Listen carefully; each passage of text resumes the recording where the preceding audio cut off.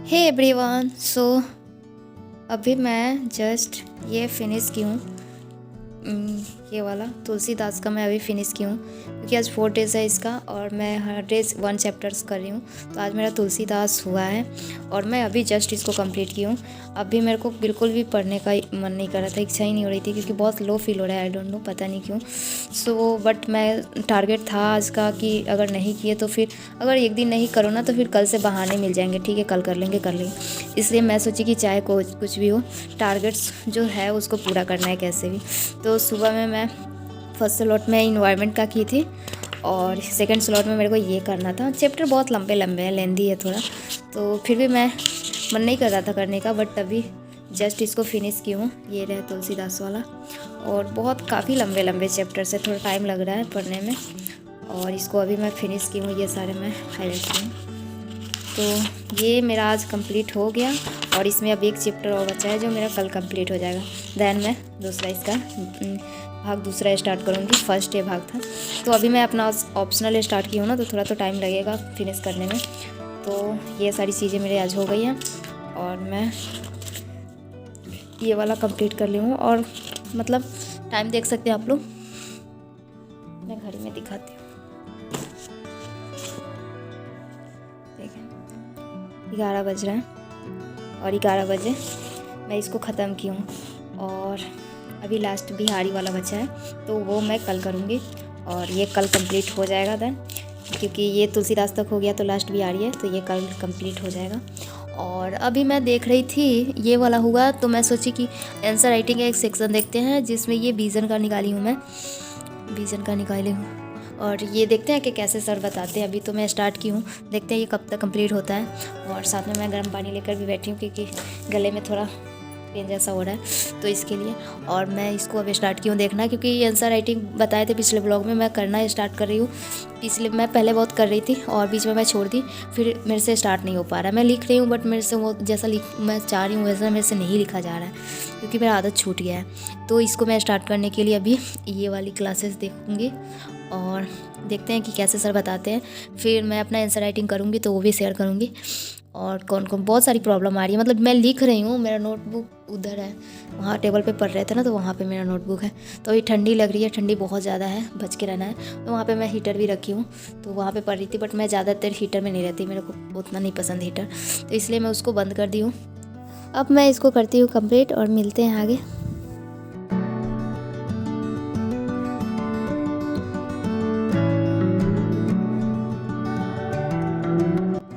Good morning, Radhe Radhe. और मैं उठ चुकी हूँ और काफ़ी धूप आ गया है क्योंकि अभी मैं बोल रही थी मैं लेट से थोड़ा उठी हूँ और लेट नाइट में सोती हूँ, तो मैं थोड़ा लेट से ही उठती हूँ तब तक धूप निकल जाता है अच्छा खासा।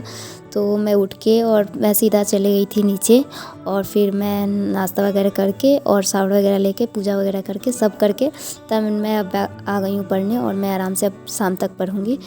तो अभी मैं आकर अभी बेड वगैरह मेरा सारा वैसे ही था, तो पहले मैं इसको क्लीन करके सारे दरवाजे वगैरह खोल के कि अच्छे खासे धूप आ जाए, फिर मैं खिड़की के पास ही पढ़ूँगी क्योंकि वहाँ पे धूप अच्छा आ जाता है। तो वहीं पे अभी मैं पढ़ाई कर रही हूँ। तो अभी मैं अपना नोटबुक लेके सारा चीज़ लेके साफ़ क्लीन करके अब मैं बैठ रही हूँ अपना फर्स्ट स्लॉट स्टार्ट करने। अभी मैं अपना फर्स्ट स्लॉट स्टार्ट कर रही हूँ और फर्स्ट स्लॉट में मैं अपना आंसर राइटिंग स्टार्ट कर रही हूँ। अभी मैं दिखाऊँगी बाद में मैं अपना आंसर राइटिंग की कैसा की हूँ, आप लोग भी बताना।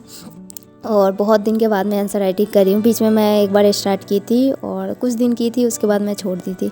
उस टाइम मेरे को मतलब लिखना आ गया था सही से, मैं उतना नहीं लिख रही थी बट लिख ले रही थी। और उसके बाद मेरा छूट गया, मेरे से फिर से नहीं हो रहा था। तो मैं रात को जो अपना क्लासेस देख रही थी तो उसको कंप्लीट किए और उसके बाद मेरे को थोड़ा वो हिम्मत मिला और मेरे को समझ में आया कैसे करना है। तो वही सब करके और उसको दिमाग में लेके रख के और देन मैं आंसर राइटिंग कर रही हूँ और उसको मैं दिखाती हूँ कि कैसे आंसर राइटिंग की हूँ और कैसे की हूँ, उसमें भी बताऊँगी। उससे काफ़ी हेल्प मिल जाएगी कि मैं कैसे कर रही हूँ। तो वो सारी चीज़ें मैं शेयर करूँगी आगे। और चलिए मैं करती हूँ अपना आंसर राइटिंग और दिखाती हूँ।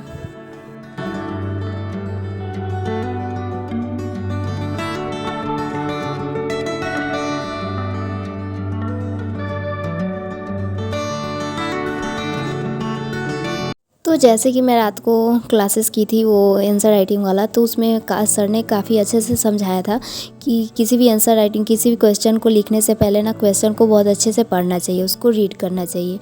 क्योंकि ऐसा होता है ना कि जब तक हम क्वेश्चन को अच्छे से समझेंगे नहीं कि उसका डिमांड क्या है, तब तक हम उसका आंसर नहीं लिख पाएंगे। और लिखेंगे भी तो हम लोग अलग रास्ते पे लिख देंगे, क्योंकि क्वेश्चन को समझना बहुत इंपॉर्टेंट है। और क्वेश्चंस में कितने पार्ट में क्वेश्चन हमसे पूछा है, तो उसको पहले पढ़ना चाहिए। और उसको मतलब जो जो क्वेश्चंस में की पॉइंट्स लगे उसको पहले उसको साइड में लिख लेना चाहिए कि हाँ ये चीज़ मेरे से पूछा है, ये चीज़ मेरे को बताना है, वो चीज़ें साइड में लिख ले। या फिर उस चीज़ को उसको अंडरलाइन कर ले पेन से या पेंसिल से, कुछ भी। उसके बाद आंसर लिखना चले तो काफ़ी अच्छे मतलब लिख सकते हैं। बट फर्स्ट में यही होता है कि फर्स्ट में किसी का भी आंसर परफेक्ट नहीं होता है। बट हाँ, स्टार्ट करना चाहिए। हम रोज़ एक एक आंसर लिखेंगे तो काफ़ी आगे चल के हमारा आंसर बहुत ज़्यादा इम्प्रूव हो जाएगा। बट हाँ, उसके लिए हमको पेन उठाना पड़ेगा और हमें लिखना पड़ेगा। सोचने और देखने से कुछ नहीं होगा। और मैं भी बहुत दिन से ट्राई कर रही थी बट नहीं हो रहा था। बट मैं आज बोली कि कैसे भी हो, कुछ भी हो, कैसा भी लिखे, बट लिखेंगे, आज तो लिखेंगे। तो वही हिम्मत जुटा के मैं लिखना पेन उठाई हूँ। और अब मैं कर रही हूँ कि हाँ, रोज़ मैं एक आंसर राइटिंग लिखूँगी।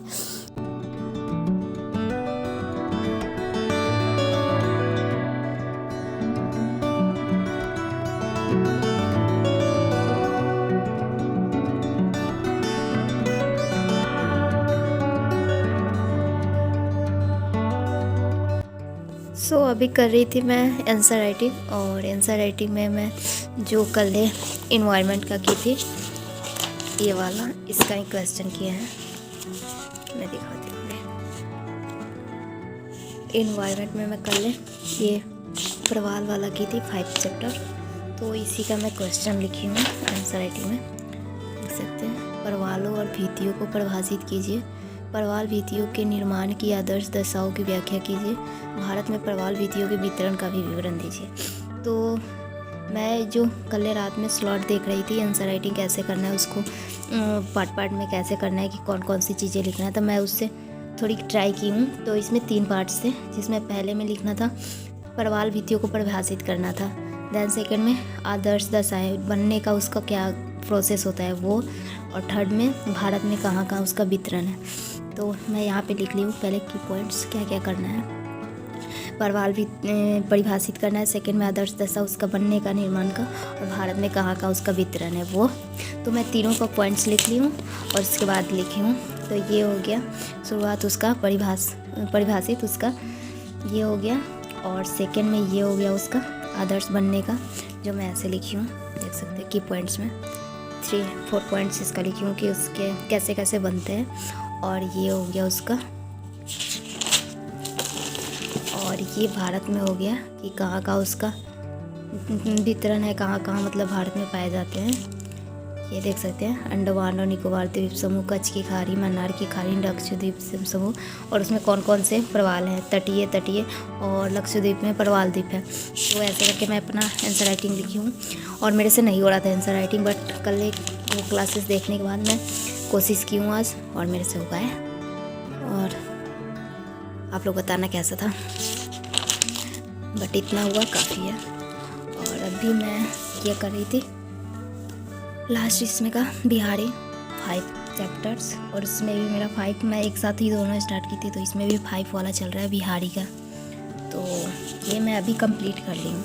तो मेरा सेकंड स्लॉट भी हो गया। फर्स्ट में मैं आंसर राइटिंग की, सेकंड में हिंदी साहित्य का ये चैप्टर ख़त्म की हूँ, अभी ये फिनिश हुआ है। अभी देख सकते हैं ये थोड़ा छोटा चैप्टर था, इसलिए थोड़ा जल्दी ख़त्म हो गया।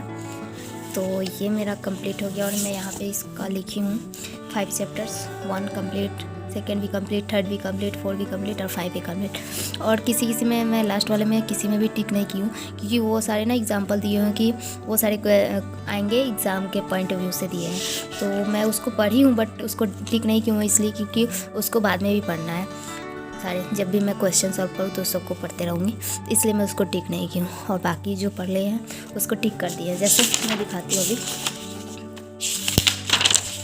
ये लास्ट वाले पॉइंट थे 5.7, जो 7 में मैं टिक नहीं की हूँ, देख सकते हैं। तो ये सारी चीज़ें हैं ना महत्वपूर्ण, 2 ही करके दिए हैं। तो ये सारी चीज़ें पढ़ के मतलब एग्ज़ाम टाइम में ये सारी चीज़ें इंपॉर्टेंट हो सकते हैं।